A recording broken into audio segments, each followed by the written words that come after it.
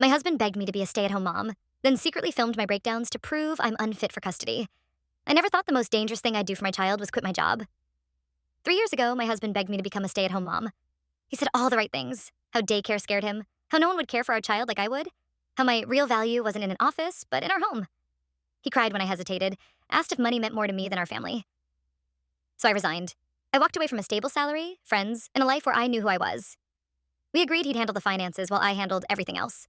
It sounded like a partnership. For a while, he treated me like a saint. He'd tell anyone who listened how lucky he was that his wife sacrificed her career to raise their child. But once the applause around us faded, so did his kindness. The same man who used to bring me coffee and kiss my forehead started inspecting the counters for crumbs. If the laundry piled up, he'd sigh. If our toddler melted down the second he walked in, he'd look at me like I'd failed some test. "You're home all day," he'd say. "How is this still a mess?" He started coming home later, blaming traffic, work emergencies, forgotten errands. By bedtime, I'd be shaking with exhaustion. My nerves shot from answering the same questions and wiping the same spills and holding the same crying child for hours. Sometimes I'd lock myself in the bathroom and cry until I felt hollow. I thought I was hiding it. Then he started with the questions. "Do you ever feel like you're losing control? Have you ever thought about just walking out? What would you do if someone said you weren't a good mom?"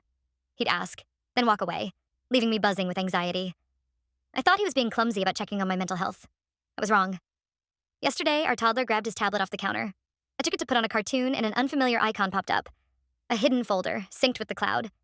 Without thinking, I opened it. I saw myself. Dozens of videos. One where I'm sitting on the kitchen floor, rocking and sobbing, while dishes tower in the sink. Another where I'm clutching the bathroom counter, whispering, "I can't do this," over and over.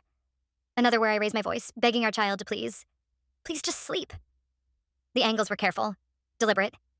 The phone tucked behind a lamp, balanced on a bookshelf, peeking through a slightly open door. In one video, I watched my husband lean in and say, "You're overreacting. It's not that bad," before stepping out of frame. 30 seconds later, my shoulders collapse and I start crying. He edited that part out in the later clips, but this raw file caught everything. My heart was hammering when I found the last video. He was in his car, the phone propped on the dashboard. "Once the judge sees these," he said calmly, "they'll understand she's not stable. I just want what's best for our child." My vision went white at the edges. The next clip was a call with a lawyer. He talked about documenting my decline, how I refused therapy. I never did. How he was worried for our child's safety. I didn't scream. I didn't cry. Instead, I opened a screen recorder and quietly captured every file, every date stamp, every second of his rehearsed concern. I sent the recordings to an encrypted drive, then to my email, then to a friend I trust. Now I'm sitting at the kitchen table, his tablet in front of me, my laptop open to a blank post titled, "If anything happens to me, here is what my husband did." My finger hovers over post.